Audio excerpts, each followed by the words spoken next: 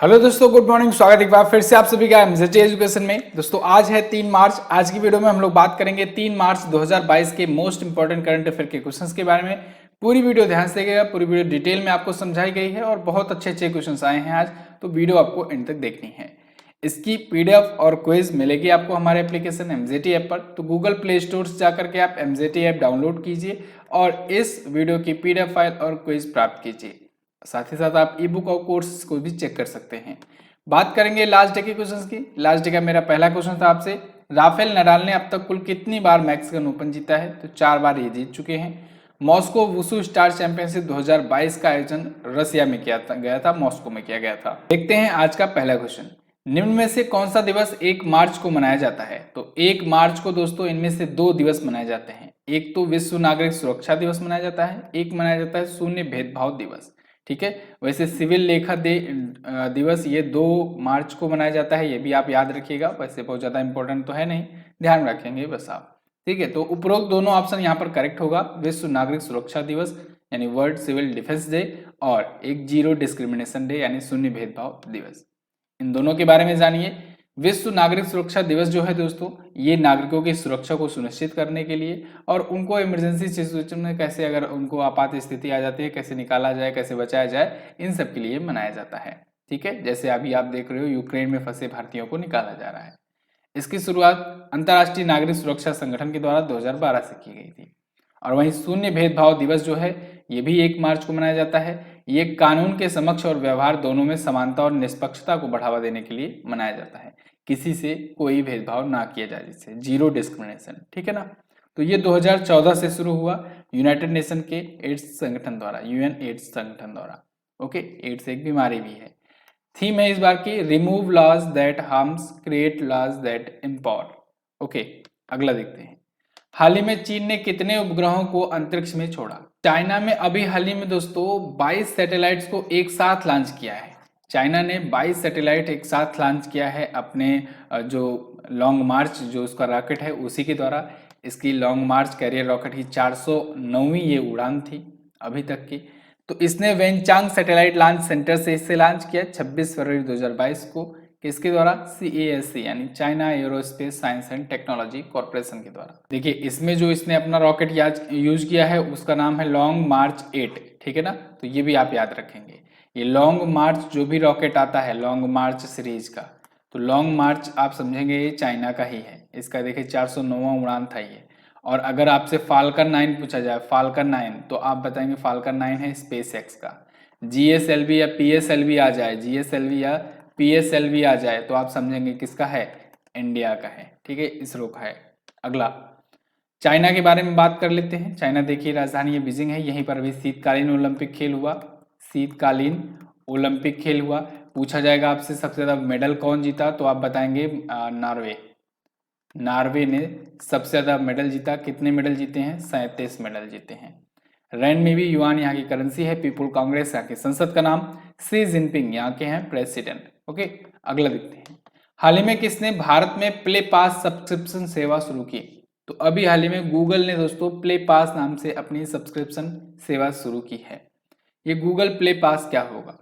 ये प्ले पास की मदद से दोस्तों जो एप्लीकेशन, जो पेड एप्लीकेशन होते हैं या पेड ई बुक्स होती हैं, पेड गेम्स होते हैं, पेड मूवीज होती है, इन सबको परचेज करने के लिए एक मंथली सब्सक्रिप्शन टाइप का है।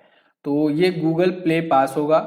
तो इसी प्रकार जैसे आप OTT प्लेटफॉर्म यूज करते हो ना, जैसे आप कोई सा भी हो, जैसे आप हॉटस्टार हुआ, अमेजन प्राइम हुआ, इन सब का सब्सक्रिप्शन लेते हो, ऐसे ही प्ले पास से भी आप सब्सक्रिप्शन ले सकोगे गूगल प्ले पास की मदद से।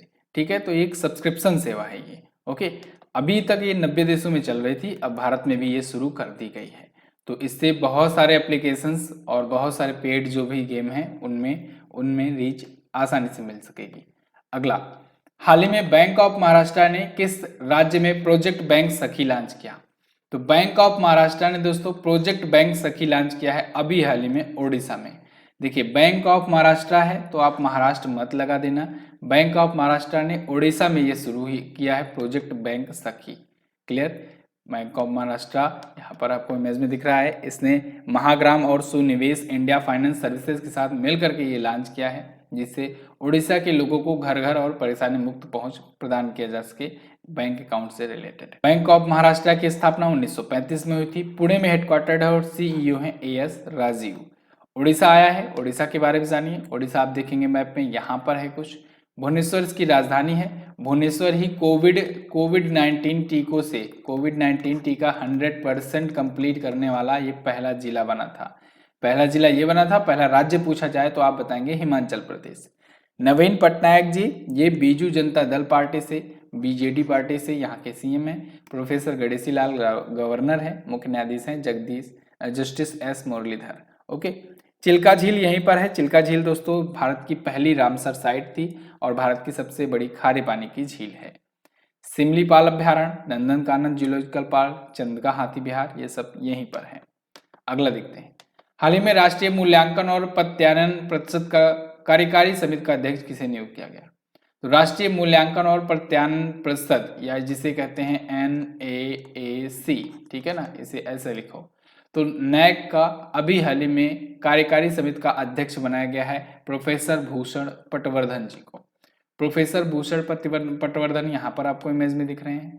तो इनको नियुक्त किया गया है किसके द्वारा? UGC के द्वारा, यानी यूनिवर्सिटी ग्रांट कमीशन के द्वारा इनको नियुक्त किया गया है।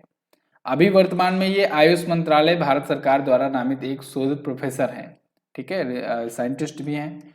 प्रोफेसर जगदीश कुमार जी जब UGC के अध्यक्ष बने उसके बाद से ये पद खाली था। अभी आपको पता होगा कि प्रोफेसर जगदीश कुमार ये JNU में थे, JNU से गए UGC के अध्यक्ष बने, ठीक है। और उधर JNU की कौन बनी अध्यक्ष? शांति श्री धूलीपुरी पंडित, शांति श्री धूलीपुरी, ठीक है, पंडित। तो ये बनी है JNU की, जवाहरलाल नेहरू यूनिवर्सिटी की पहली महिला अध्यक्ष। अच्छा, कल शाम वाली जो वीडियो थी, जो करंट अफेयर का भंडारा लेकर के मैं आता हूँ, अब नया सीरीज एक स्टार्ट किया गया है, याद रखिएगा, डेली 7 PM पर, अभी मैं आगे आपको बताऊंगा। उसमें मैंने आपको बताया था कल भारत की पहली महिला कौन कौन बनी है, किस किस विभाग की कौन कौन पहली महिला अध्यक्ष बनी है, पूरा डिटेल में मैंने आपको बताया था। फिलहाल यहाँ पर NAAC का full form national assessment and accreditation council. अगला, 31वें दक्षिण पूर्व एशियाई खेल का आयोजन कहाँ किया जाएगा? इसका आयोजन वियतनाम में किया जाएगा। 31वां इस बार का संस्करण होगा दक्षिण पूर्व एशियाई खेल का, तो वियतनाम में ये आयोजित होने वाला है। कब आयोजित होगा? मई महीने में, 12 से 23 मई तक ये आयोजित होगा। इस बार का मोटो रखा गया है for a stronger south east Asia. South east Asia में होने वाला ये सबसे बड़ा टूर्नामेंट होता है। ये द्विवार्षिक होता है, यानी प्रत्येक 2 वर्षों में ये आयोजित किया जाता है। देखिए, पहले एक होता है एशियन गेम्स, तो उसमें तो एशिया के सभी देश आते हैं। ये साउथ ईस्ट एशियन गेम है, इसमें साउथ ईस्ट एशिया के देश आते हैं। अगला, हाल ही में किसने राष्ट्रपति भवन में आरोग्य वनम का उद्घाटन किया? तो अभी हाल ही में राष्ट्रपति भवन में राष्ट्रपति रामनाथ कोविंद जी ने आरोग्य वनम का उद्घाटन किया हुआ है। आरोग्य वनम दोस्तों ये राष्ट्रपति भवन में ही है, 6.6 एकड़ में फैला हुआ है। ये इसका आकार कुछ इस टाइप से बनाया गया है जैसे लगता है कि योग की मुद्रा में कोई मनुष्य बैठा हुआ हो, ओके, ऊपर से देखने पर। तो इस वनम को लगाने का उद्देश्य यही है कि आयुर्वेदिक पौधों के बारे में अवेयरनेस फैलाई जा सके, एक लोगों में संदेश दिया जा सके कि वो लोग भी आयुर्वेदिक पौधों का यूज करें, लगाएं, ठीक है ना, जिससे उसके बारे में जानकारियां भी मिले लोगों को। इस वनम में दोस्तों 215 जड़ी बूटियां और पौधे शामिल हैं जिनका उपयोग आयुर्वेद में किया जाता है। ये है करंट अफेयर का भंडारा सीरीज। डेली शाम को आपको अब से 7 बजे आना है, ठीक है ना। 7 बजे अब से हमारी क्लास होगी, 8 बजे अब से विपेन सर की क्लास ट्रांसफर की गई है, तो 8 PM पर विपेन सर की क्लास जो गागर में सागर सीरीज चल रही है, तो गागर में सागर लेने आप आएंगे कहाँ पर? 8 बजे आएंगे, ठीक है। उसमें थ्योरी की क्लास चल रही है, 10-10 दिनों के लिए चल रही है और सीरीज पढ़ाई जाएगी ना। जैसे 10-10 दिनों के लिए एक एक सब्जेक्ट उठाया जाएगा और डिटेल में उसको पढ़ाया जाएगा। गागर में सागर, ये थ्योरी की क्लास होगी 8 बजे वाली, और 7 बजे वाली करंट अफेयर का भंडारा है, तो इसमें आपको भंडारे में प्रसाद लेने आना है डेली 7 बजे। कल एक वीडियो इसकी अपलोड हुई है, जाकर के देखिए और देखिए, पता कीजिए, देखिए कितना भंडारे में कितना खाना मिल रहा है आपको, कितना कंटेंट मिल रहा है। करंट अफेयर का भंडारा इसीलिए नाम रखा गया है कि आपका रिवीजन बहुत ही अच्छे तरीके से होगा। शुरू किए हैं 2021 से, लेकिन उसमें जो पॉइंट रिवाइज कराएंगे ये 2022 का भी होगा, रीसेंट पॉइंट्स भी होंगे जिसका रिवीजन कराया जाएगा। तो बहुत ही शानदार सीरीज है। आप डेली अगर 1 घंटे इन्वेस्टमेंट करते हो ना, 1 घंटे क्या, अगर आप ये स्टैटिक भी तैयार करते चलो साथ साथ, डेली अगर आप शाम को 2 घंटे भी देते हो ना तो आपका बेड़ा पार हो जाएगा। चलिए अगला देखते हैं। यूट्यूब पर है, बिल्कुल फ्री क्लास है, आना है आपको डेली। अगला, हाल ही में विमोचित पुस्तक उंगलिल ओरुवन निम्नलिखित में से किसकी आत्मकथा है? तो उंगलिल ओरुवन जो है दोस्तों ये M.K. स्टालिन जी की आत्मकथा है। अभी हाल ही में ये लॉन्च हुई है, ये इनकी ऑटोबायोग्राफी है, इन्होंने खुद लिखा हुआ है। ये तमिलनाडु के सीएम है। कहाँ के? तमिलनाडु की ये सीएम है वर्तमान में, M.K. स्टालिन, ये आपको दिख रहे हैं। तो इस पुस्तक का विमोचन किया है राहुल गांधी जी ने, कांग्रेस के अध्यक्ष, कांग्रेस नेता राहुल गांधी ने इसका विमोचन किया है पुस्तक का। M.K. स्टालिन की ये आत्मकथा है। क्लियर? अगला क्वेश्चन, हाल ही में किसने प्रो कबड्डी लीग सीजन 8 जीता? तो प्रो कबड्डी लीग जीत लिया है दोस्तों दबंग दिल्ली की टीम ने। दबंग दिल्ली टीम ने पहली बार जीत लिया है प्रो कबड्डी लीग। इसका 8वां सीजन था, ये 8वां संस्करण था और इसको दबंग दिल्ली ने जीत लिया है। किसको हरा करके जीता है? पटना पायरेट्स को हराया है। पटना पायरेट्स दोस्तों ये मोस्ट सक्सेसफुल टीम है। पटना पायरेट्स 3 बार की ये विजेता है, तो ये फिलहाल इस बार उप विजेता रही। 36-37 से हारी, बहुत ही मतलब देखिए टक्कर का मुकाबला रहा। तो 8वां सीजन जो था, 8वां संस्करण था, ये कर्नाटक के बेंगलुरु में आयोजित हुआ और दबंग दिल्ली ने जीत लिया पहली बार। क्लियर? कुछ अवार्ड्स जो मिले हैं उनको जान लो। जैसे पवन सहरावत को दोस्तों raider of the season award से सम्मानित किया गया। इसके बाद defender of the season award Mohammad Reza Chiyaneh को मिला। Emerging player of the season Mohit Goyat को मिला और most valuable player of the season का पुरस्कार मिला नवीन कुमार को। विजेता टीम को मिला 3 करोड़ रुपए। अगला देखते हैं, हाल ही में किस राज्य ने सड़क पर रहने वाले जानवरों के लिए भारत की पहली एम्बुलेंस सेवा शुरू की?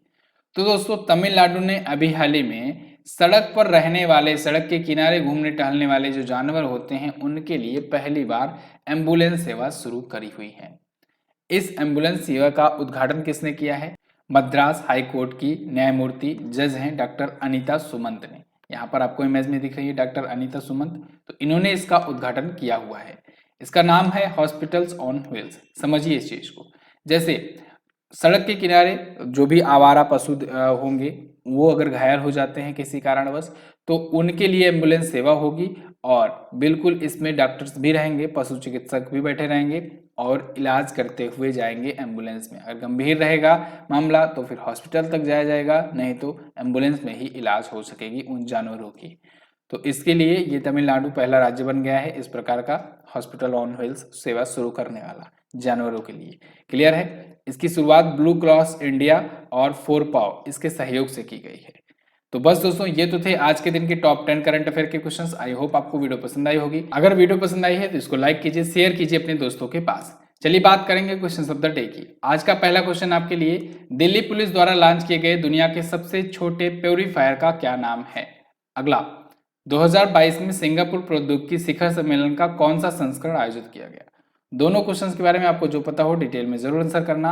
वीडियो अगर पसंद आई है तो इसको शेयर भी कर देना अपने दोस्तों के पास। हमारे पेड बैचेस भी आते हैं, इनको आप ले सकते हैं MJT ऐप पर, और आप लोग डेली शाम को करंट अफेयर के भंडारे में आना मत भूलना। चलिए बस फिलहाल इतना ही रखते हैं वीडियो में, मिलेंगे अगली वीडियो में, तब तक के लिए नमस्कार, जय हिंद, वंदे मातरम।